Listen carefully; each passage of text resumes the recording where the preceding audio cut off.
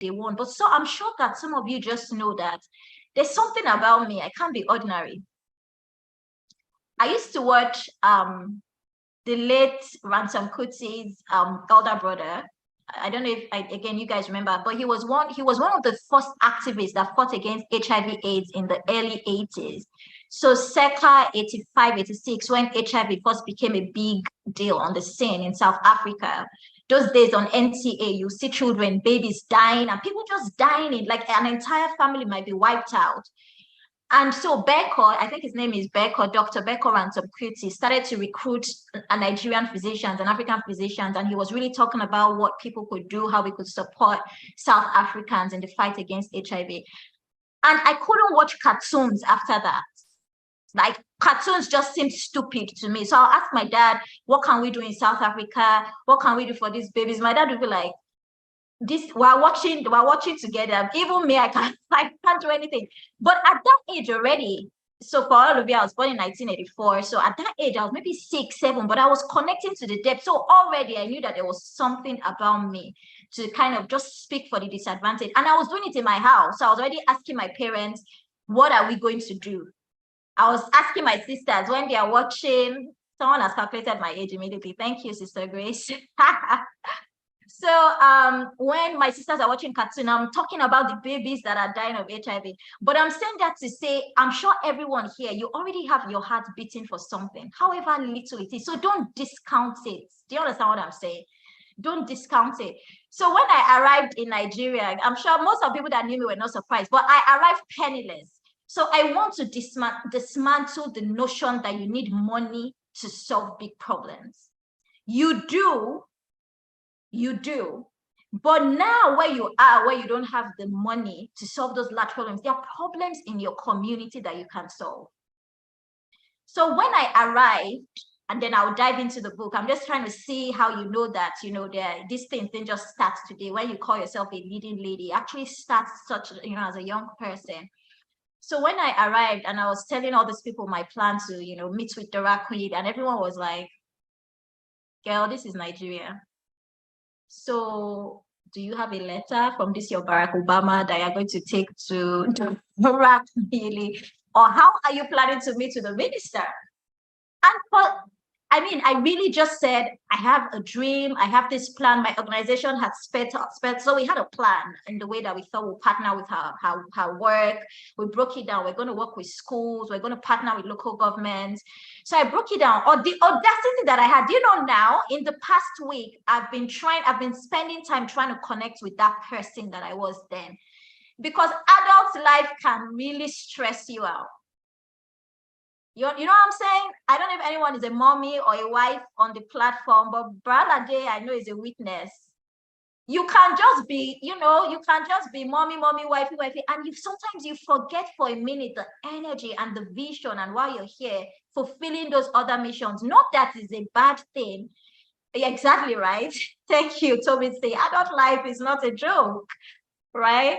But so sometimes you kind of have to connect. So that's why journals are important. I'm looking at some journals I just went to root out from my garage. I was like, I need to read. I need that frame of mind.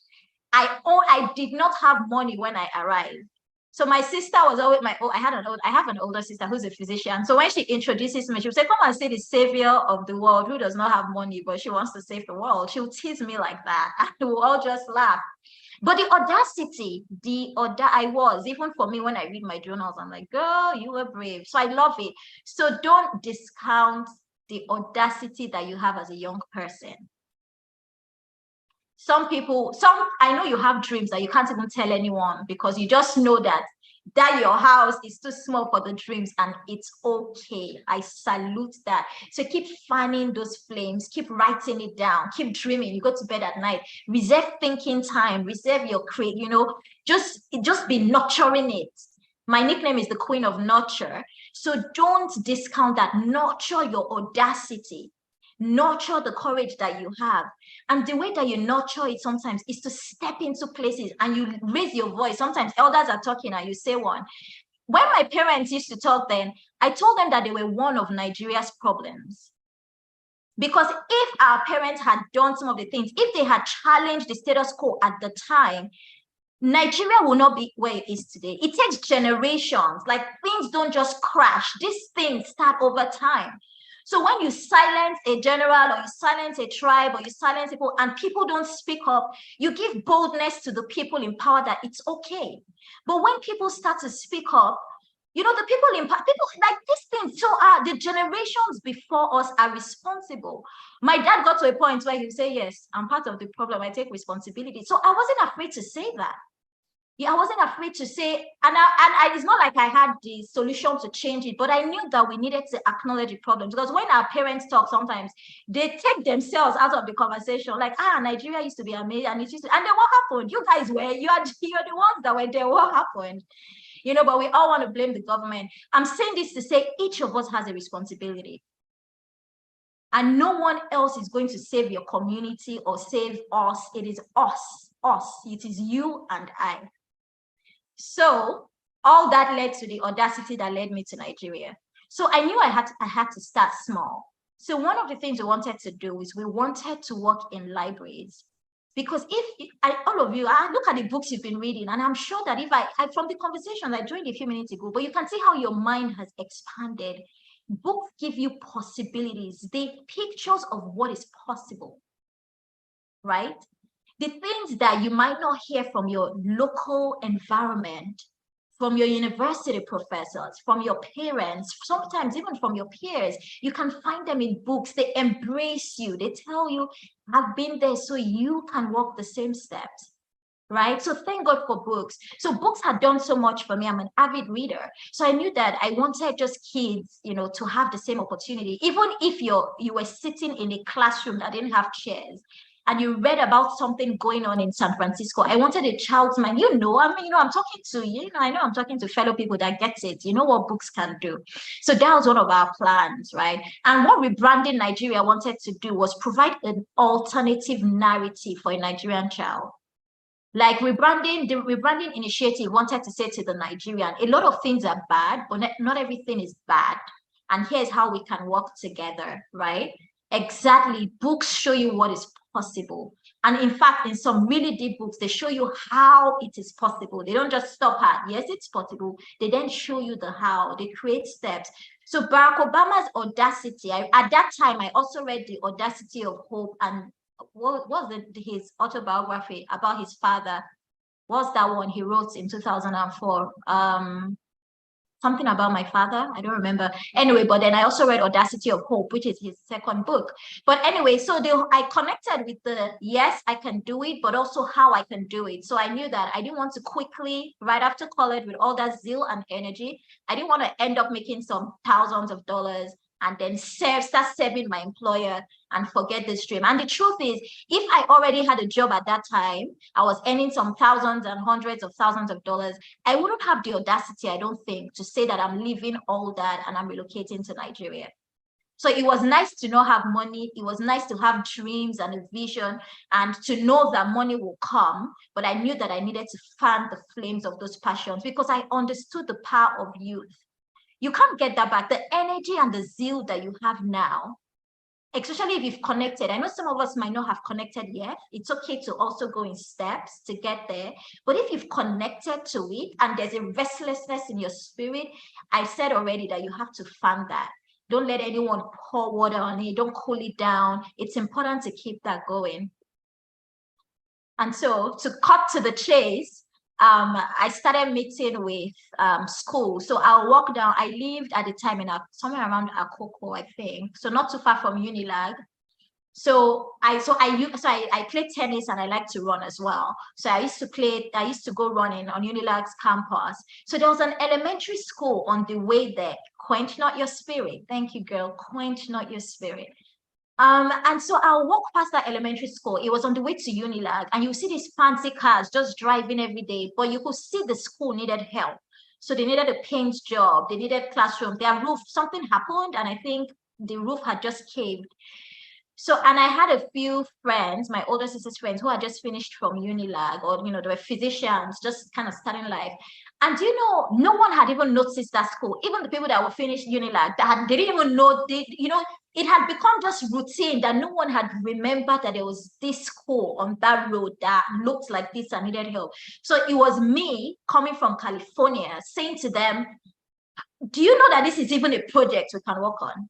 Like, let's cost it out. Let's talk to a carpenter there, 2,000 here.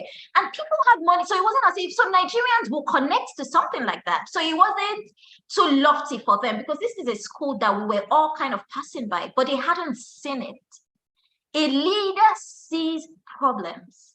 A leader sees, you have eyes that see, like your eyes are seeing beyond. When people glance at things and they just pass, a leader is able to pause and say, sometimes it's a sixth sense. You're just like, something doesn't seem right. Sometimes it's spiritual because you've connected to the Holy Spirit and the Lord is looking for someone already that can solve that problem. Sometimes it's just something in you're just used to looking out because you're thinking differently. So a leader sees, you're able to identify problems. And so for me, that was an easy brain. And I knew that to do a project like that I was trying to say to people, this is not magic. This is the kind of thing that we just need to galvanize together and solve. So sometimes it takes one person. It just takes one person that sees, and then you start to find a leader is also able to garner support. You're able to sell the vision. That's a whole talk for another day. But in that time, that was a main project. But I was trying to show them that this is the kind of thing, when we're talking about rebranding Nigeria, we were trying to say to these kids, the fact that your school looks like this does not mean that this is the Nigeria that this is all that this, because for that child, that is all that they see. And the message already across the school, there was a fancy private school that looked just amazing, nicely painted, and you can already imagine the picture. So it was interesting that we were already creating an alternate reality for these children and saying there was already a class separation on the same street across on the other side. One obviously was a government school, the other was a private school. So to cut the long story short, as I shared these stories and these possibilities with people started to say, oh, you know what? Come talk to my local government. I heard my local government chairman talk about something that he's trying to do this thing in this school. Come talk to him. So people started to just, connect me in a sense. Like, oh, I went to Ibadan the other day and someone talked about the local library. They're trying to rebrand it. Give me the name. Sign me up. I'll call the person. So I was doing just all these local things. What I was trying to do was connect with minds. That's so important, because I'm sure that in your circles there are people that makeup matters more than, like, when you start talking about this your vision, they're just like, oh, Boluwatife, you've come again. So that's what people used to say to me, oh, so look, can we just you've come with this year. But sometimes you can't contain it. How can anyone connect? You can't contain it. It's just, you just want us, you just like, let's solve problems. Okay, let's talk about, what's the solution? You can't find me where people are just talking about problems. In America, people just gather, we're just talking about Nigeria's problem. When they finish, I said, so what are we going to do next? Then the gist ends. When you say, so what are we going to do next? But when it comes to the problem with Nigeria, everybody's there. Then when you say, okay, now, once you start talking about solutions, you just lose people. Just like to lose, you have to come anyway. I'm trying to say that to say sometimes you have to find people that are like-minded. The Bible says that when you walk with a companion of fools, you are. I can't hear you. Unmute yourself and speak. Who's speaking? They are fools. It's not us, for them. Okay. So thank you. Thank you. So it's important to work in the companions of wise people, with people that share similar visions, people that share similar. So as I share those little things of this rebranding Nigeria, is not this huge thing, it's little things like this. People were connecting me to people. But eventually I would arrive in Abuja by myself. I didn't have any letter from anybody, by myself, my 23 or 24-year-old self. And I just showed up in Radio House. Radio House is where her office, the late Professor Odorakwe, is where her office was. I showed up in Radio House, very bold and very courageous. And I said, hey, I'm here to meet with the minister. From downstairs, everybody, they show you around, all that. And I eventually got to her office. I met her secretary. So, there's a couple of doors, but eventually just introduce yourself. Like, it's the same English. I'm just, I'm here. I represent my nonprofit organization. Would like to meet with her. We have some great ideas. We had our letter branded. I wish I had one of it to show you. I should have showed you guys my, and maybe real quick, one time I'll get, I think I might have some in my office. I'll just show you. We had a really nice, so we packaged well, we had walked through this vision, the details of it, but I just showed up. No, and nobody in that office asked me whose child I was. So already I was confident because I knew, what, I'm in the right place. Like Noah had said, where's the letter from the, so it felt good. And so, but I also knew that it means that people, it might have meant that they were not used to saying something like that, because they were, and obviously, like, you can see me, I still look young. So at that time, I can't even, they probably were just like, what's she trying to say to the minister? But no one stopped me. So I couldn't meet with her the first day. She kind of walked past me. She was running to a meeting. But the second, and I came back, I didn't give up. I wasn't discouraged. The next day or so, I dressed up again. I showed up. I met with, I forgot this guy's name from Voice of America. I just met someone in her office. I kind of shared. It was like, oh, okay. Long story short, I would eventually meet Professor Dora Akonyede. I remember vividly. She came out in her Ankara, her signature, she just came out, was like, hi, I introduced myself and all that. She's like, yeah, come. We sat down. And she was blown away. She was just like, this is what I have been talking about. This is what, she was just like, you came all the way. Tell me again. I told her, yes, that I came from California. I came from the Bay Area. I connected. Someone said, was I starstruck? It's when you read the book and you know her and all that. For me, I had just met someone who I just connected with. Because like we had said earlier, there were no role models. There was no one that I don't think I had, that just felt reachable. Do you see what I mean? She felt like, so, and it was just, I lived here, so it's not like I lived in Nigeria, but from just listening to, obviously, so I was also in pre-med. I was studying to become a physician in public health. So, and she's a pharmacist. So in terms of what she was doing in the healthcare space, I think I also connected to that, but it was her audacity. So it wasn't because she was a pharmacist. As you read the book, you can see just all the things. Remember when she burnt the things in the market? Do you guys remember that story? Do you know what it takes? Has anyone been to Aba before? Let me see. Have you been to Aba? Let me see your hands. Any Port Harcourt people? Okay, someone says yes, ma. Anyone else? On the Charmaine market, Aba? These things are massive. Okay, in terms of how it compares to Balogun markets, I'm trying to, like, the entire Aba just feels like a market, like, it's just a bit. So to have the audacity, and I'm sure she was getting phone calls, and uncles and godfathers and elders were probably calling her. But for her, it didn't matter. The people mattered. You see what I mean? Yeah, okay, someone is saying on the chat, bigger than Balogun. Correct. Thank you. It's even the Abab. Anyway, thank you, sis. Thank you. Okay, it's probably my Port Harcourt girl, you will know now. So, but if you can envision that, and she thought, she did not stop for a minute. Like, that was an idea that she had because she was going after drugs. So for me, I just connected with that. But I wasn't starstruck. But I think that if I had met her now, after reading the book, social media has also changed. So, if she was still alive now, we would have seen her in a lot more places, would have heard her some more. So, I'm sure I would have been more starstruck. But I wasn't at the time. I was just, for me, it was just like, see what I've been telling Nigerians. I was just imagining that, imagine if other young people, because in Lagos, when I would say to people, when I had come, I was going, it felt so far-fetched. Like, if I had listened to people, I would have gotten on the next flight. And just like, because there was no encouragement, it just felt like, you Americans have come again, that kind of thing, So if I had listened, so it just felt like it was like I said, I was going to Aso Rock. Like, it was just like, you think you just, so for me, it was just like, okay, so this is possible. So she took me and she introduced me to another colleague, but she was just proud that someone else connected, and that vision was enough. So your vision sometimes is not just for you. So that's why it's important as a leader to keep it big. It's okay, it's okay. There are going to be young people, there are going to be your peers, there are going to be people that connect. See, Bralade, imagine if Bralade didn't start this and she just said, these young people will be all right. So, she kept trying, but it didn't come. We won't have this opportunity to have this conversation today and just to bond in the way that we're doing, right? So many times our visions are not just for us alone, right? It gives room, it gives voice to other people's dream, visions. It validates, yes, sometimes it validates others.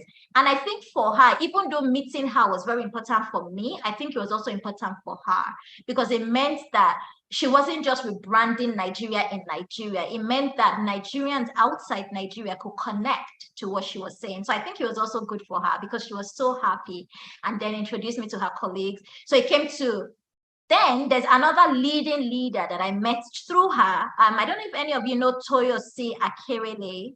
I think she does leading, okay, Boluwati is saying yes. Even though I haven't seen a lot of her lately, I think she's now in technology and education. But it was true, Dora Koyede. Dora Koyede said to me, she said, there's another young lady I think you need to meet. And she's doing XYZ. And she has so that Toyosi was holding a conference in the stadium the next weekend or something. And so it was called Leading Something Africa Summit. Anyway, so she told me to come there. She wanted me, long and short of the story, I met Professor Dora Koyede. And it was amazing. And it put some springs in my own steps because it also validated my own vision. Now, about the woman we've read about, I think that, and I don't know if any of you had the chance to go back, Bralade and I did a live. I think you can find it on my Instagram page. And one of the things that we hope to is that she can become a character that is studied in universities, Nigerian universities or secondary schools, that this memoir, that just her story, there's so much we can learn from her, even if it's just the pharmaceutical space, the retail space, the audacity space, the political space, there's just so much to unpack. There's so much to unpack about marriage, right? About raising kids that flourish in the world. I don't know if any of you follow her kids, but they've also gone on to be just bold people in the world, about raising children that don't give up, that are not bitter. See the way that their parents have died, but they've continued to be Nigerian in the sense that, imagine if any of those things happen to us and the bitterness that we might hold towards the country. A country, that your parents have given so much to, but what we see, obviously we don't know them that well, but what we see is not that. In fact, and Akonyele, the author, Chirogo, went and wrote this beautiful piece after her dad had died on her page, talking about the Ubuntu of you and I and the role that we play. And when you don't play your role, it affects me. You see what I mean? Like when you don't run your race and you don't pass on the baton to me. And so there's already a break. That's why I said in the beginning that I call elders out sometimes and I say, you guys didn't pass on the baton to us. Because if they had, right, in a proper baton pass, it's not just passing it and dropping it, it's passing it and the person that receives it is able to continue the race. Because if you pass it and you drop it, it's not a baton pass. If you pass it and the person on the next leg of the race can't run, it's not a baton pass. Is that the next person must pick up the baton and continue the race. That's a proper baton pass. And so in many instances, we haven't passed on, the batons were not passed on to us. So for you and I on the call, already we have a responsibility to continue in these leadership roles so that we can get to places where we can complete a baton pass. So already you're positioned for that already. And you're not stopping. I don't know if you guys are familiar with relay races, but yes, no one has the stage forever. Thank you. No one has the stage forever. And then you're also continuing to run. So in the relay race, you're not stopping to pass the baton, you're running ahead. And I'm saying that to say we're already positioned in the race because you're already a leading student, a leading person. I'm going to leave some time because I want to get to know some of you, and it's a small group. So already we have an opportunity to, as we're running, in some areas, there are things that you can already do to already start passing on the baton, to start encouraging the people behind you. So I think Dora did that well. For me, one of the finest things is the example of trying to balance marriage and children and still be leading in her own rights, because that can be challenging. I'm still quite young. I've been married for 11 years, so relatively young, I think, in marriage. But the balance of everything, is actually one of the more difficult things that I don't think is explored enough. I know that women are starting to do it more. We know Melinda Gates a lot talks about that balance. So a lot more women are talking about it. But in terms of just us as both working class women, and we have to be careful so we don't drop the ball. And so one of the more curious things for me was, as her daughter, the author, kind of talks about the struggle with that, with her having to go to school. Someone is saying about those that are 2 years in marriage. We're all together running this race. I mean, All what of about us. those that are -2, like -2? They are Oh, getting married in -2. 2 years' I thought time. you said 2. -2. -2 is Guys, not they a haven't bad even place. started. Now you are saying now that you are young, so now they're like, that means I've not even been born because It's if she's okay. young and married, It's okay. There's room for -2. It's okay continue. because you need to start dreaming about it. Remember, I said you Oh need to my have a God. vision. You need to have a vision. So if you're -2, if you're still in the minus part of the marriage game, you're in a good place, because what you're going to start to do is you're already seeing what it takes for you to be on your A game. You're already seeing what it takes to have a vision. So it will just help you erase brothers that don't have a vision. Because there are some really great brothers that will come your way, but they can't align with this idea of a leading lady. One guy asked me in those days, asked me if I could cook beans. He was always just asking, can you cook beans? I just knew that there's no way. I just imagined that meant I was going to be cooking beans. I just knew, in fact, it didn't matter how amazing he was. All I could picture was just beans, because I didn't know why beans was so important. I just was like, X. I was saying, but beans is delicious. It is, but beans takes time to cook. And I just knew that if this brother is talking about beans a lot, girl, I can't be the one, because there'll be days that there are more important things than beans, and just the beans seems too important to him. And I thank my stars every day. Just because this was important to him, that's why. You will have opportunities to ask this beans question. But I threw it out there to say there are some brothers you have to win off if you're -2, -5, because some things will be more important than your vision. Just don't to throw it out there. Just a quick side story. I went to visit an elderly couple a few years ago in their mansion, like a real mansion in this Houston. And as soon as I met the elderly man, I just felt sorry for his wife. Have you met couples like that? You just see the couple and you're just like, and this woman, because the way he dismissed me and just wanted to hear all about my husband, as in I almost did not, I was like, hey, yeah, but we're from a culture sometimes that those things are not, but they say, hey, yeah, my sister is really an yeah situation, because can you imagine how I might have blessed him that day, but I did not even seem to exist in his world. It was just, but anyway, you can tell these things, long and short. I had heard about them, the long story. Anyway, no, you don't need all the background gist. But the point is, I just met them and I could just tell the dynamic. And before long, we were only with them for a few hours. His wife was already telling me about her dreams that had died.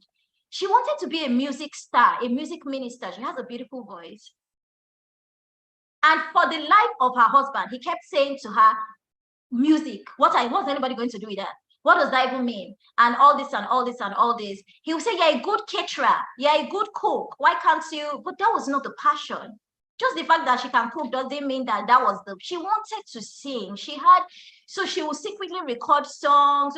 I met her in her maybe late 50s, but the passion and the pain were still there. And the man, or even as she was giving us the gist and just talking, because my husband is a musician, and just kind of talking to him about her music, you could still hear him just discounting this dream that hasn't died in his wife. He was still, and this is a big shot. I told you we were in their mansion. So it wasn't like, I don't think it was a money thing, but he didn't connect with his wife's vision. And you could tell that it didn't start that day, because us young couple were their guests, and right we were there, he was still doing that.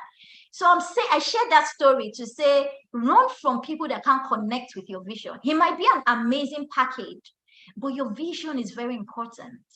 So end of that marriage and vision, I just wanted to throw it out there for the -2, -5. It's a good place to be, because now that your vision is being birthed, you're finding it. You want to make sure that there's some alignment, that the person that, as you're sharing your vision with a brother, that he's intrigued. He needs to be intrigued. Like, wow, Because there are not many people like you. You guys know not everyone is dreaming big things, right? Please feed me. Is everyone around you having this lad? Not everyone is dreaming big dreams and trying to change things and trying to rewrite policies and wanting to go into politics. You can imagine Joyce Daniel. Imagine if she had a husband that is not supporting. Do you know what it means to leave? I think she lives in Lagos, and to go back to her hometown to go run for office. Like, did you guys just pause to think about that? Amazing, just to say, just amazing. But you can tell that whoever she's with probably is not surprised, because whenever they met her, they probably knew that this girl is a hot cake. So when she sprung up and said, I'm running for office, I'm sure they just had to rearrange something in their lives. But the brother wasn't saying, no, you're going to be cooking beans or you're going to be making chin chin. This vision is too big. I'm sure that, you know, there was some, whoever she's with was probably not surprised. Yes. So leading ladies need supportive partners. You're not going to be able to do it alone. Some days, some balls are going to drop. All that and all that. So for me, I like that vulnerability in the book, that Chidogo did not run from the fact. She said she didn't know her mother. And that's both sad, but she also tells you the sacrifice that women have had to pay, especially leading ladies in politics. You guys saw the New Zealand Prime Minister resign. How many of you are familiar with the New Zealand Prime Minister? Okay, you saw her resign because at some point she's just like, I've done a lot, I'm happy with where I am, but my priorities are no longer aligning. This thing is hard. Or in Atlanta, one of the first Black female mayors, she was a former mayor in Atlanta. One day she just decided, she was a successful mayor, but she just was like, I'm not running again, it has due. So these things are hard. It takes a certain kind of woman to do it, but it is possible. It is possible. It is so possible. But a lot of the things that, so anyway, on marriage and balancing was one of the things I really liked, because for us, what it said to us was, we can start to arrange what that will look like. If it's public policy, if it's public office, whatever it is that we're trying to run for, we can start to picture some of the challenges that we might face and start to plan for it now. Buluwatife, how much time do I have?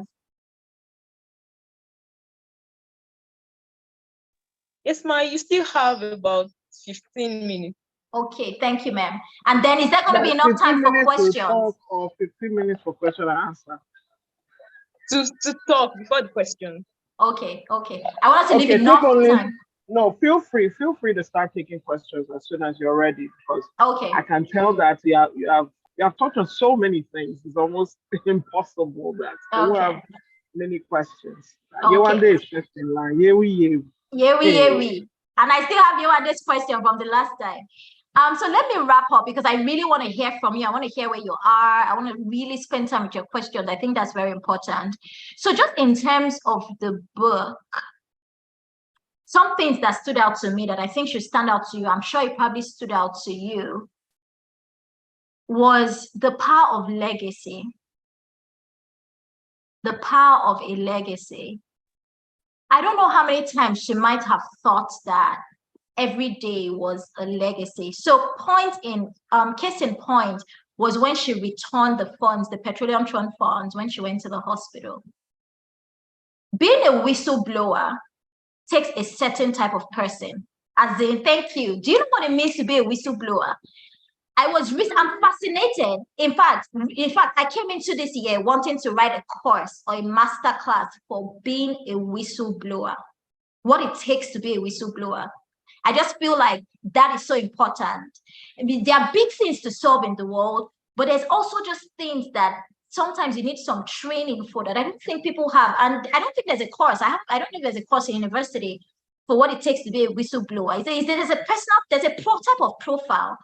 So the guy that blew the whistle on the Nixon letter. So in the United States, many years ago, we had a President Nixon. Long story short, someone blew the whistle. So a whistleblower is someone that exposes a situation, right?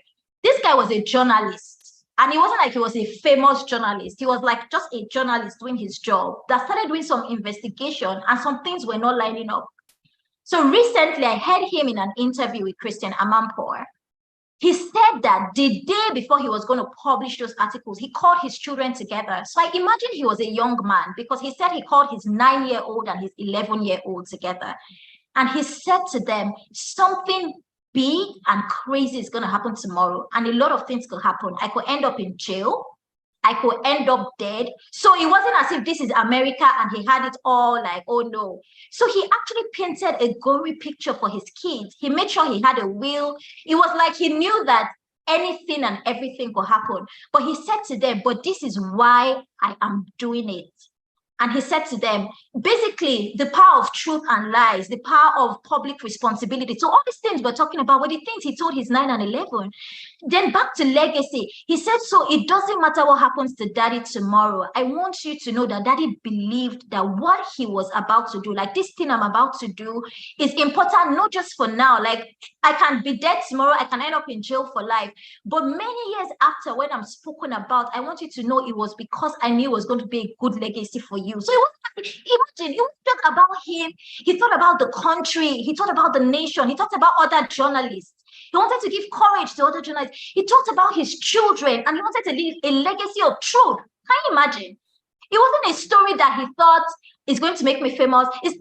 What he said in this interview, and I'll try and find the interview and link it.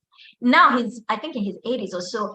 For him, it was just truth. He wanted a legacy of truth as a journalist. If not, why am I a journalist? If I've uncovered something and I can't share it. So he didn't share it even as, you know how some news are breaking news and CNN shares it on behalf of CNN. No, he shared it as him, like his name for himself. He wasn't in Washington Post or whatever. So already it's important to think about, what am I leaving behind? Like, why am I in this? When you ask questions that might seem crazy, why are you doing it? And these questions can be hard. I'm not even going to lie. Sometimes it's going to cost you. And this is where I'm going to wrap up. It cost Dora Akunyili, but there's a reason why on this call. If she didn't stand up for those things, I would not have gone to Niger those years back. I wouldn't have had the audacity and the courage that I had. Meeting her gave me the audacity. I connected with the local government chairman in Lagos. We worked, my first project was in Ikosi Sherry local government. We met a local government chairman that connected with the vision. He was like, hey, people don't believe he paid to ship his books. He paid us, my organization. People don't believe, because our model was we wanted a responsibility from the local government. We didn't just want to send free books and rebrand their libraries. So he connected. But if I didn't meet Dora, so all those things have aligned. Do you see what I mean? And so her legacy is still speaking. It spoke then. We're on this call, we're reading the book, because it was important to Chidiogo to write the story. If her mom was just a fancy, high-flying minister, do you know how many female ministers we've had since her? Do you guys know? Have their children written any books? Do you understand? There are some people, the Minister of Aviation some years ago was a woman. There was a health minister some years ago, Professor Grange, there was a woman. There's some ministers we've had since then. How many of them read their books? You see what I mean? So Chidiogo in her own range, and she's not an ordinary, she's not just a young person on YouTube doing makeup. She actually has a vision and a voice and a platform. So to have dedicated, she took time out of her personal life to write. It's not easy to write a memoir. You guys know, right? Because it's research. You see the level of research in that book. It's research. So I'm trying to say that there was something about her, for her children, that a child takes time out of their life to pursue the story, do the research, connect with their colleagues. So already, even if your story does not blow in the sense that people define blow, whatever that means, even if you don't have an opportunity to be a minister like she did, or to be NAFDAC chairman, there's enough legacy to say, what am I leaving for? My siblings, let's say you don't even have children, but the fact that you have breath, for my friends, sometimes you need to champion your friends and say, you know, last year I started a community. I just got tired of going to party, eating rice, and there was I didn't have a community where we're talking about solutions in the United States. Like, what are we doing? Because you guys know there are issues in the US, because, you know, it always looks fancy. Like, there's some real issues. And sometimes people don't have an opportunity to plug into communities where Like, what are we doing for this organization here? This homeless coalition, how are we supporting them, and blah, blah, blah, blah, blah. So I started that. So all that to say that there are many ways in which our legacies can drive us. And I'm really grateful for her legacy. So I'm going to stop here because you know that the book is just packed with gems, just a lot. I like that it's personable. I pray that it becomes a text that people can use in universities or in secondary schools. I hope many more people are looking at it, you know. Rather, we committed to just spreading it more. So thank you for recommending it to your mentorship coalition here. And I'm glad that you guys, so please pay it forward, write about it in your own, groups, your WhatsApp, your Instagram, like wherever you have a voice, go back and share it, challenge your friends. If it's a child that you mentor, I pay young people to read books, because books now are just like a joke to young people. Including in my house, I have a 8.5/9, and he's still at a point where real books are just like boring. So now I'm trying to, this summer, I'm creating rewards to get him to, so if he reads a real serious book that is not just a fun book, I want to reward that. We go on an ice cream date, because there are just more fun things around them. And for a lot of your peers, there's something that are just more. So think about how can we present this information a lot more people, and if a lot more Nigerians can connect, like these things are possible, a lot more Africans, not just Nigerians, girl, we're going to change the world. So thank you again. Bring on the questions. Let's dive in. Thank you so much, Ma. We are grateful. So many lessons. My heart was burning while you were speaking. And just from the last point you said, I should pay it forward. It was just like you really speaking to me. Because I remember going to a bookstore last year and I saw one book, Adebola Williams' book, African Power Girls. And I think he wrote about different, for young ladies. And I was thinking that I could get this book and give young ladies in secondary school, primary school. And now that vision just came back and I wrote it down. I just had to write it down again. That we must execute this vision. So thank you so much, ma. I'm going to be paying it forward. And I know many other people on this call have also been mind blown. Yeah, so leading ladies, let's show up. Let's thank our model mentor for today. Thank you, Ma. Thank you, Mrs. Tolu. Okay, I'm expecting your comments in the comment section, your chat. I can see I am blown away. Someone is saying she's blown away. Thank you so much. So we have questions. Without wasting time. I know Mrs. Yewande has been raising up her hand since. So let's have your question, Mrs. Yewande. Any other person that asks question, just raise up your hand and we'll go. Mrs. Yewande, you can ask your question now. Okay, thank you so much. Thank you so much, Mrs. Tolu, for the session.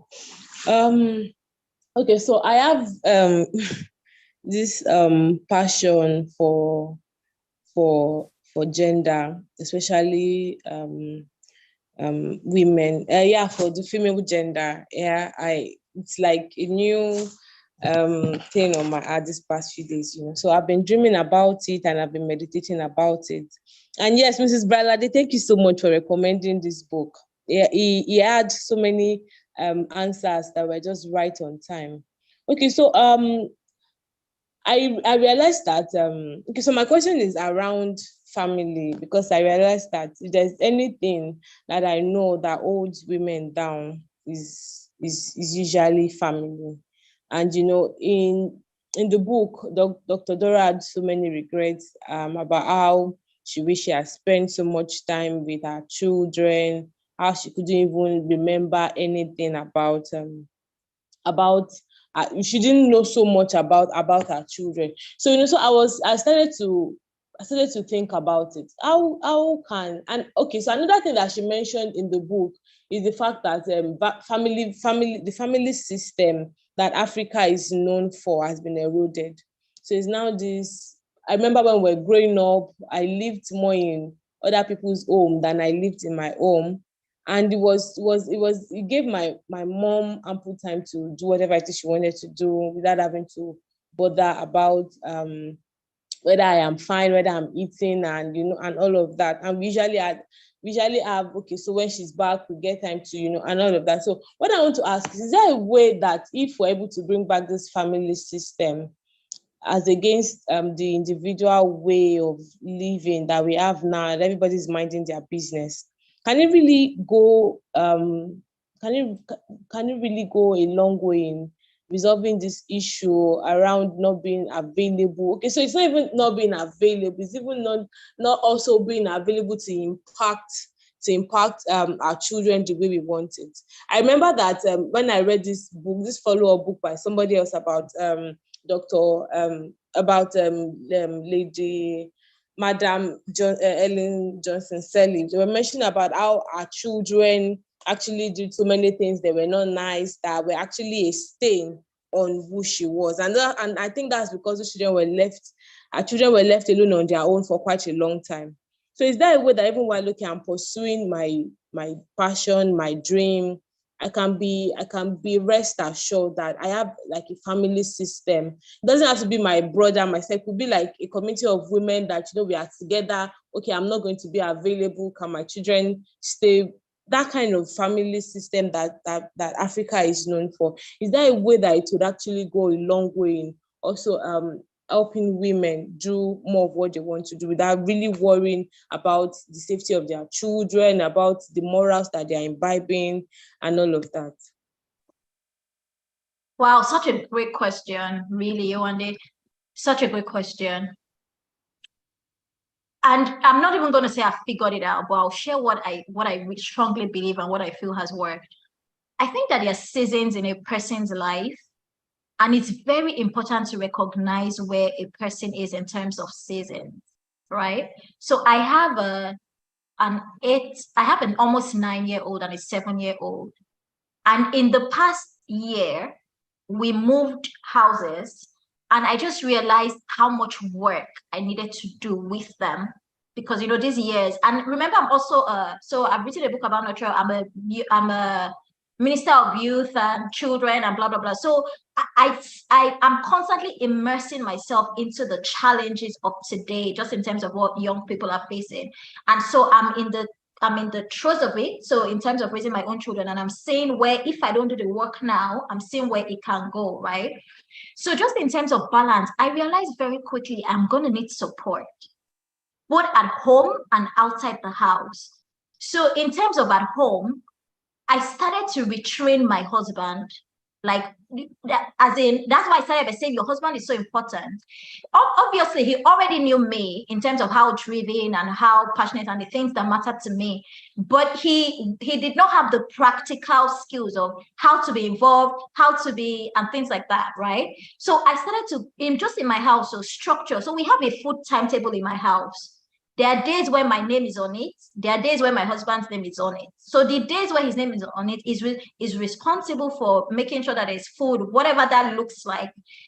He just has a responsibility. And there are just some other things that I had to arrange just in the house, right? That works. We now also have a support. So I said we moved houses, and we were very intentional. Before we moved, there was grass around. So I didn't know who my neighbors were. But I would go to those plots and just speak over it. I had a vision of the type of neighbors I wanted.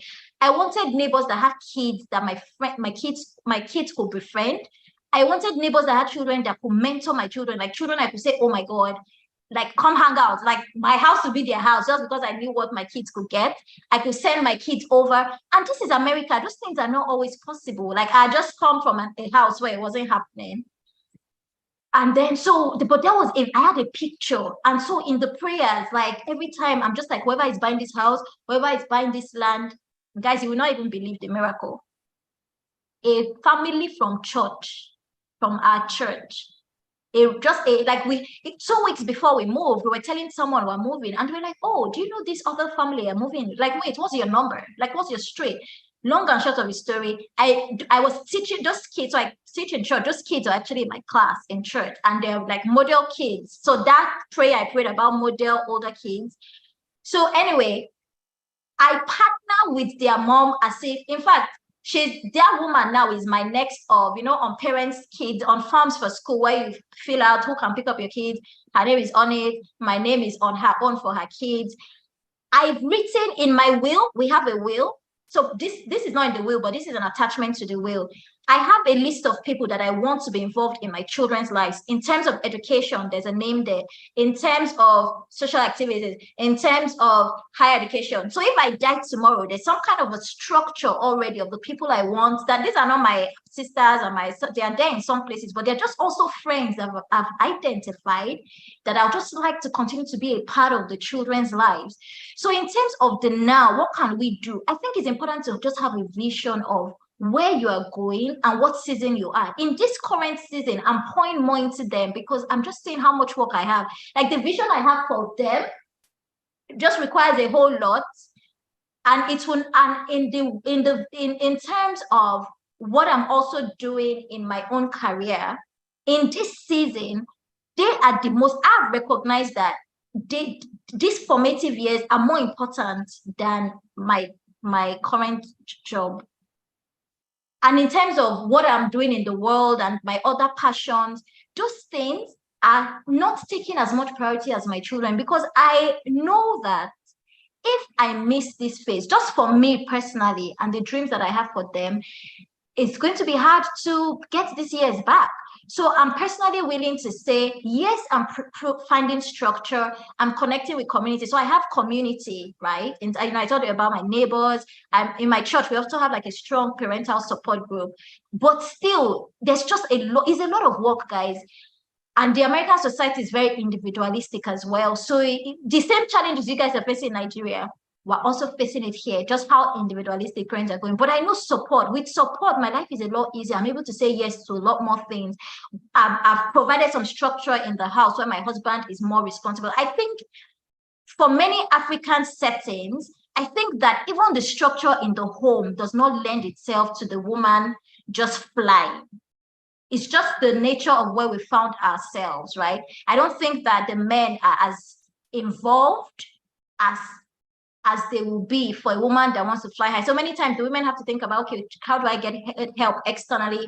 How is this, who are these people? How does it align with my vision? So I would say a woman needs to have a vision, and then she needs to understand systems within that vision. There are sometimes, like, imagine if I had that dream now of going to Nigeria, I want to work with Tinubu's wife or one of the new ministers, do you know how much work I have to do to arrange all that to happen? It's not impossible, but I'll have to engage my support systems. I'll have to make sure, there's a lot more. So in these seasons, except for you guys that are not married, run as fast as you can.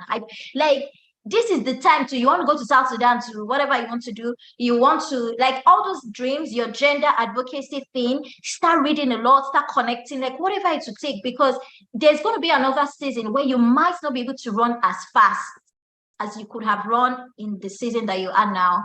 So I think just recognizing, and then in the vision, remember that a vision does not get accomplished in one day. So understand time. So for me, I've counted how many summers are formative in my children's years. In the next 5 years, all this what I'm doing, they're not going to want me as much as they want me now. Like by themselves, they'll just be like, oh my God, can you get out of my face? Like, you see what I mean? So I've just, in this current season of my life, I'm leaning on support. I still need a lot of support. It's making a difference. So yes, that can make a difference. Friends, cousins, Bralade. I went to Bralade's house recently. She had all these aunties around her, someone helping her. It was her daughter's birthday. I was like, so this Bralade's secret. She's well supported. So it's such a good thing when the woman is supported. When you see her outside there, she doesn't look crazy. She's not angry all the time. She has time. See how I have time to be on this call. Ask Boluwatife, I was running from church. I had a flat tire after church. But this is important to me. So anyway, to answer your question, Yewande, understand seasons, rely on support systems, start building them now. They don't just appear. I'm sure you have to start investing in other people's lives now too. You see what I mean? So if you're an auntie to somebody, make sure you're showing up, because those people's kids that you're showing up for will be the ones that show up for your own kids. So life is such a cycle. And then run fast now, because they're just patches of time in different phases of life where you'll be able to run as fast, or you might have to rearrange your priorities. You might get married and then love life becomes your priority for a little bit. Then once you figure that out, you can now add other things. So that I think the balance thing is one of those things I think we're continuing to learn. So I'm still learning, guys. But I hope that helped a little bit. PM me if there's like personal things, and I'm very happy to do one-on-one. I've just started a counseling course. I want to counsel specifically Gen Zs. I just have a passion for Gen Z. So I'm invested in marriage counseling specifically for Gen Z. So I'm in a marriage counseling course right now. So if there are other questions around that, I'm your girl. Reach out to me, PM, we'll talk.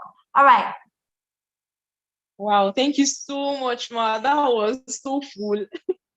Thank you. Okay, Lady Favor, I can see your hand raised in the DM. Then Lady Faith, rather. Okay, you can speak up. You can unmute the mic and speak up. Then Lady Grace goes next. Okay, good evening, everyone, and good evening, Mrs. Welcome. Mrs. Toru. I don't know if I pronounce your It's okay, girl. It's okay. Thank you very much. I said the only thing I regret this night is not joining this live meeting on time. I wasn't even on the platform, and it's pained me that I missed a lot. So what I'm actually trying to ask is that this vision, big vision, dream big and connect more, work towards it and get it all done. Now that you have more opportunities to do it, now you have more time to do it. Like, I am that kind of a lady that has this dream to explore, to do more, reach out to ladies, as in make an impact to people's life, especially helping young ladies like me to develop themselves, know who they are, fulfill purpose, and do more of a thing. But the problem is, how do I do this? When it comes to reading more and connecting, when in the area of reading, I have been trying my best to do that. Okay, I've been buying books, I've been reading, trying to develop my intellect. But when it comes to connecting more, how do I do that? Who do I connect with? I don't know anybody, but I need to connect. I know that because why I won't achieve some of the things I'm looking out for, because I lack the important information. I lack knowledge in that area. How do I connect? How do I get to know things I don't know? How do I expand? How do I make this my dream come to reality? How do I make this vision I visualize in my inner sight come to reality? Like, that's my question. I didn't catch you up when you started, but based on what you are deliberating on talking about, it shows concerning these leading ladies, I'm someone that wants to make an impact, and it connects more with me. I don't know if you can help me out in that area, please. Great question, Faith. Very good question. How old are you? Do you mind me asking? How young are you? Okay, I'm 22, heading to 23. Perfect. So prime age. Are you in college? Are you in university? No, I'm into business. I own my own business. Running my business. Okay, you run your own business. Okay. Yes, I'm looking forward to get a marriage and. You are breaking up. Okay, I'll start, Faith, and then you can kind of jump in. I think I heard you say I'm looking forward to start something. All right, so I'll say start from where you are. So you're 22 and you have this need to connect and to mentor and to help. But I think that as you're harnessing your skills, so I was trying to paint a picture of where you are in life in terms of what your community looks like. I don't know if you go to a church or what other organizations, like where do you go where there are people? So can you hear me, Faith? Okay, I don't know if you can hear me, but this is being recorded, yeah. So Faith, can you hear me? Yes, okay. Ma'am. I think network is breaking out, but I'm a Christian. Yes, okay. I'm a Christian. When it comes to church, so I attend to church. And what again? I don't know. That's yes, okay. I do attend. programs and other little organization, like programs that, and I have joined so many other groups and other things. This is the reason why I'm even a member of this leading ladies group too. So okay, excellent. So this is what I'll say. If you're in church, if you have a church and they have a youth group, it's such a great opportunity to connect with young people. I don't know how many of you remember your youth groups, but currently I look back, one of the things I know that I have is confidence. It's just something that I have a lot of confidence and courage. You heard me speak. And I started to think recently, I was like, where did that come from? I was trying to see, like, I was just reflecting on my life and trying to see, where was that planted? So it was planted in one of the different places, but it was planted in my community, in school back then, elementary school. I had a music teacher that just took it upon herself to teach kids music in her house. So the parents paid, I'm not sure, but it wasn't like something fancy. We'll go to her house after school in the evenings. Do you know she would tell us? I remember her telling us, she'll show us videos of Jackson 5 and tell us we can sing like Jackson 5. That's Michael Jackson and his siblings. So watch their videos. She show us moves. This is just one young woman. Like, I look back now, I wrote her children an email recently. I was like, your mother was it was years ahead of herself. As she's cooking dinner, so it's not as if this was her in her life, in her young marriage life, because her children were young. She had 2 kids. She's teaching someone on the piano, she's correcting someone dance, and she's cooking dinner. That was when my confidence, somehow she got us on TV. So I was on Delta State Broadcasting on Saturday morning in our uniforms, doing dancing. But the way she would talk to us like Jackson 5, she would show us Jackson 5. This is just one young woman that had this vision. I'm saying that to say there's so many things you can do. Even if it's in your family, you have an auntie that has 3 children, or you have nieces, and you just say Saturday mornings for 1 hour, I'm going to gather them in my house, and you just read that book Bolu Atife talked about, Africa's Power Girls. You just buy one. You just buy one, and on your social media, in your WhatsApp group, anywhere you have someone with young girls, you just say, hey, I'm going to be doing it. I'm reading stories. You can even read it on Instagram. Do you know that? You can just read it and say, hey, I'm so inspired. My name is Faith. I really want to connect to young people. Here's our book.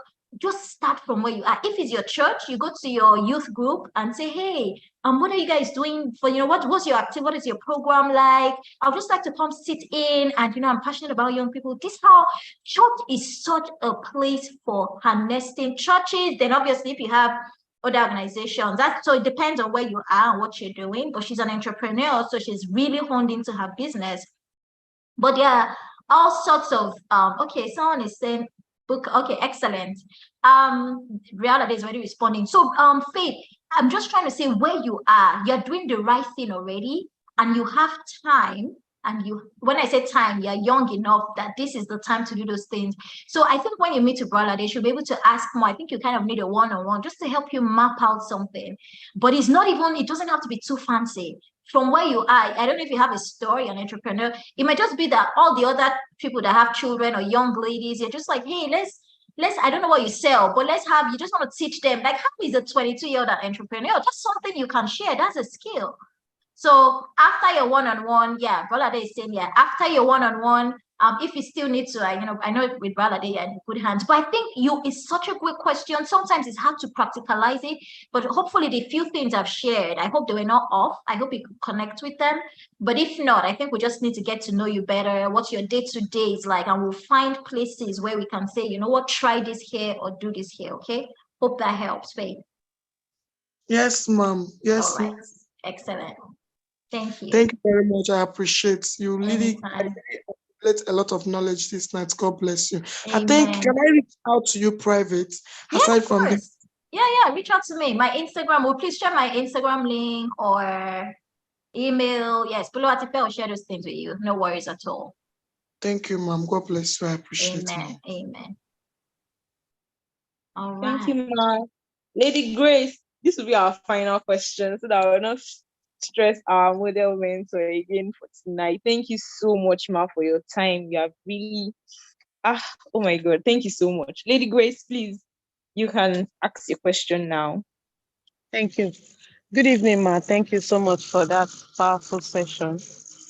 My question is both like a rant and some form of vulnerability, and that's because when I was reading the book, I noticed I was really intrigued by how the Chike man, the husband, met and how forward he was and everything. I'm like, wow, this is a good man, a good man, you know.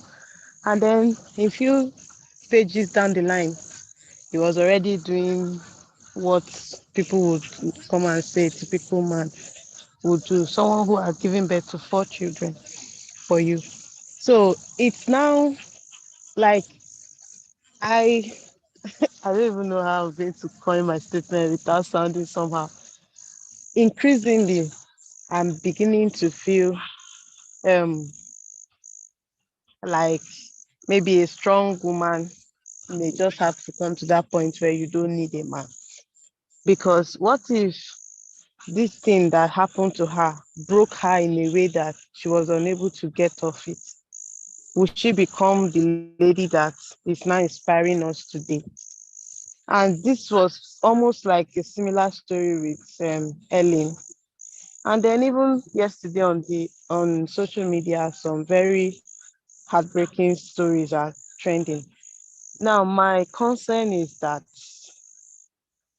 how do you, as a strong woman, are you going to be able to keep a man? Because these men are believers and somehow they just get to, maybe I'm having the wrong subset of examples, but I see this happening a lot.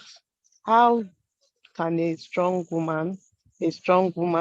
lady, a leading lady with all those vision in her heart, be able to merge it with having a man? Because he may start off supporting and then I don't know. But yeah, that's my question.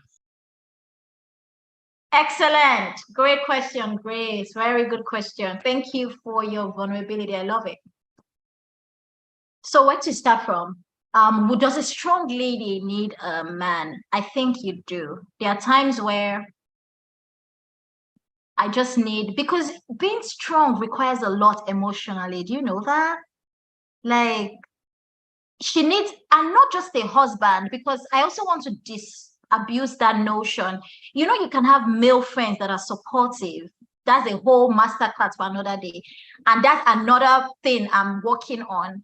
I want to prep college students how to have male friends, because there's this whole thing, like young women don't know how to have a male friend that is like someone you have chemistry with, that that is not physical attraction type of chemistry. Like you can connect to them intellectually. They also have a vision, but you're not in love with them. You just like them to work with you. You just like you guys to read the, like you just need their brain, or that's, I think that's important. Like, how do you, I think we just need to teach more of that, because there's just a lot of romantic chemistry out there that once you connect with someone, it needs to be romantic. No, I have some male friends that some ideas, there's no need to even share with my husband because it might not, but there are some people.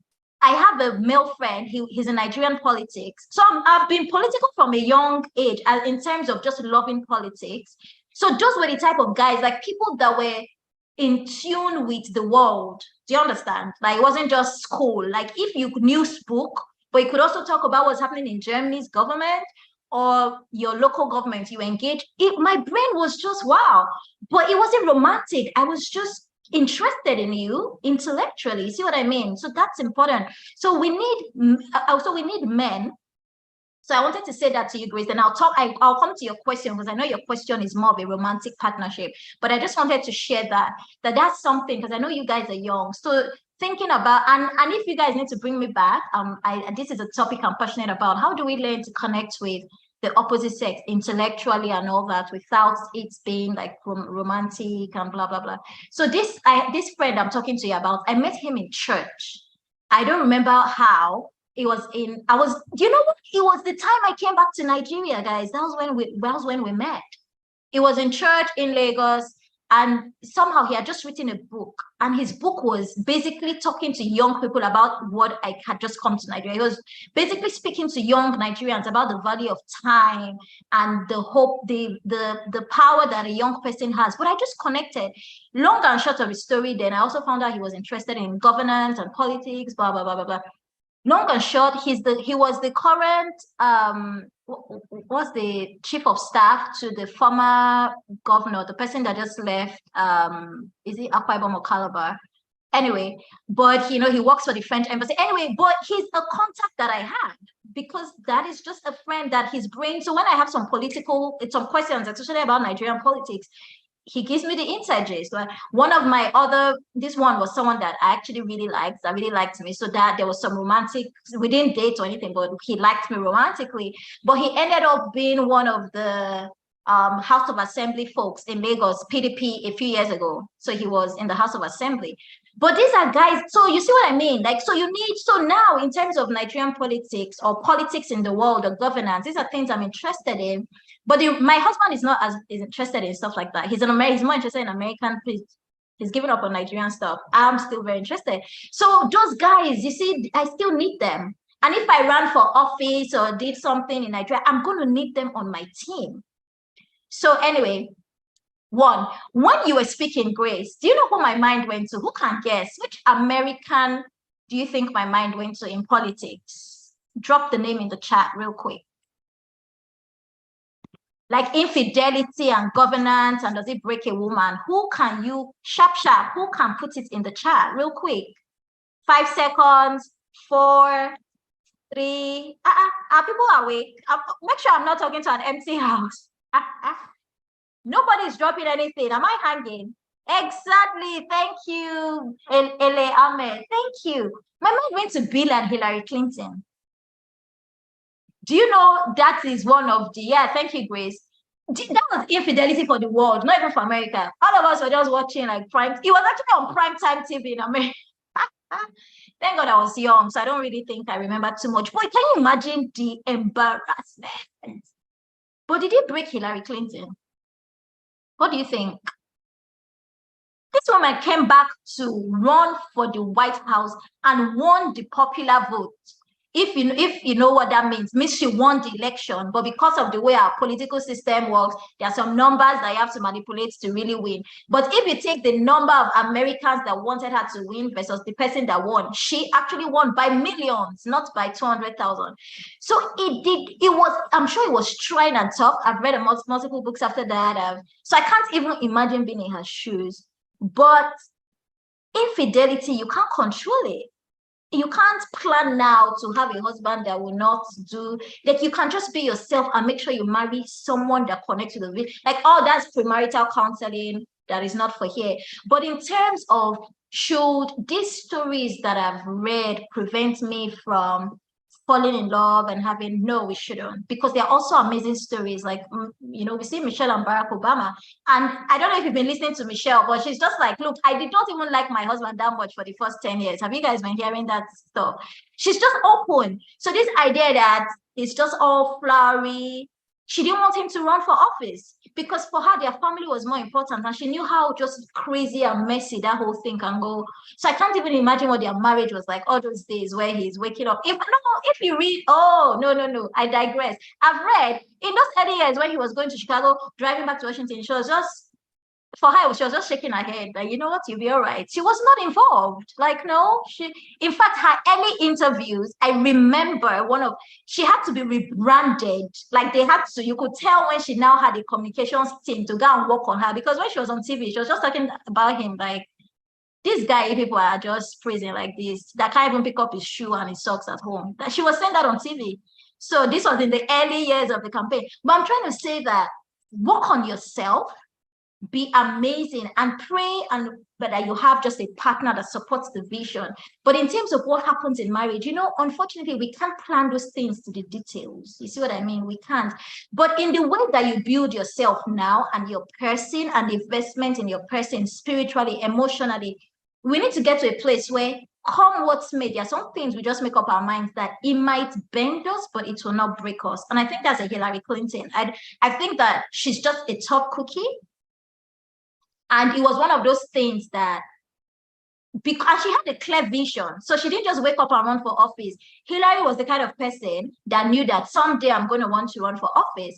And the whole scandal with her husband, if she emotionalized it and broke and all that, I don't think we would have seen her running for office later. So she understood the power of vision. I think, this is me now, I don't know her personally, but just in terms of what I can put together is, in terms of her vision, a broken or a challenging time in her marriage in terms of infidelity was not enough to kind of stop the race. So she could pick up in terms of the pieces and still run the vision. This is what I mean. So don't let it deter you. We're always going to have, infidelity is not going anywhere, is as long as human beings are alive, but also beautiful marriages are not going anywhere, right? So I think what you kind of do is find out, and we are the women, so in terms of they are successful, the vice president of the United States is a woman and she's married. They seem to be okay.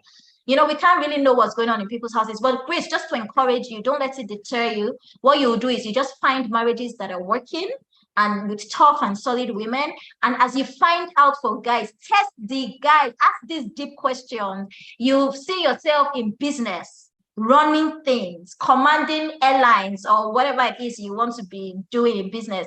And the guy you're with is asking you, can you cook beans? Are you cooking beans? Can you? You're gonna be cooking beans. Nothing is wrong with cooking beans, but it's just important to make sure you're aligned. If beans is part of the vision, you don't mind doing it, whatever that thing is, you don't mind, just bring it out in courtship. Make sure you're asking the tough questions. That will tell you, so that even if, God forbid, per adventure, there's a situation that lands in infidelity, you already have a mindset and your union is built in such a way that it doesn't crumble completely. But then thankfully, women also have a choice in this new day and age, and we can talk about it in another class and in another. So it's a choice. People don't have to stay married. There are also people that did not stay married after infidelity and continue to be strong women. So I'm all for choices. I don't know, I would have liked to know you better, is there, and see if there are more personal questions. But that would be the general gist. Don't fixate on that. I think we look at those marriages, we learn from them, but don't let it deter you or inform the choices or the decisions you're making. I think what we do is we pick up lessons that we can. Many women were mad at Hillary Clinton, you know that? Many people were really mad at her for staying. Is how can your whole business be on TV for years and you stay? And it's a question, sometimes they continue to ask her in press questions. And have you heard the way she handles it? You should check out some of those interviews. She doesn't really give air to it, but she owns it and says it was a tough time in our marriage. But she also talks about how much work Bill Clinton had to do and blah, blah, blah, blah, blah, blah, blah. But just to say, you have a choice, but you're in a learning season. So I think just pick the lessons that you can. But if falling in love or getting married is a desire, then just hold on to the best of it, and you can't control the rest of it. You just want to make sure that you make the right choice. It's one of the most important choices a woman can make, right? That's why I shared that story of that house, that mansion, with all the money and everything that I went, and the woman still had dreams that were unfulfilled, and you could tell that she was broke. I could tell. And it's the way the man treated me that didn't know me. So the men that we pick, very important. All right. I hope that was helpful, Grace. Thank you so much, Ma. I'm sure that answered a lot of questions, even in other people's mind, apart from Lady Grace. Thank you so, so much. Thank you for tonight's session. It was really insightful. So many things that we have learned tonight. And I know a whole lot of people have learned so many things. Thank you, Ma. We love you. In fact, I'm rooting for you coming back.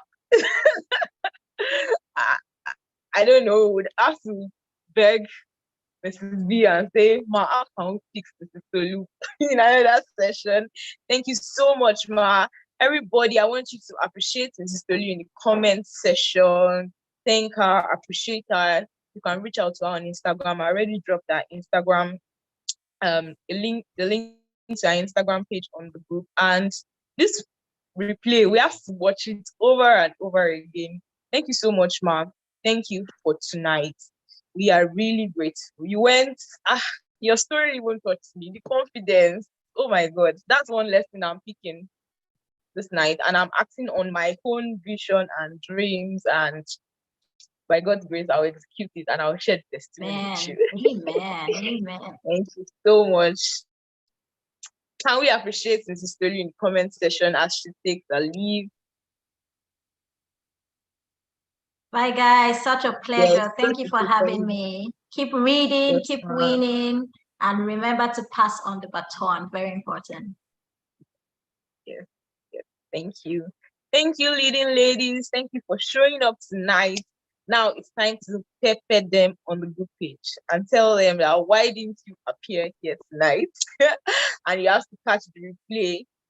All right, Ma, thank you so much. Yes, so it's time to let everyone know that we had an enlightening session tonight. I'm sure you have been mind blown. Yeah. Do have a wonderful night and enjoy your new week. Thank you. Thank you, Mrs. B. Thank you. Good night, everybody. Good night, leading lady. Good night. Good night, everyone. Good night, Mom.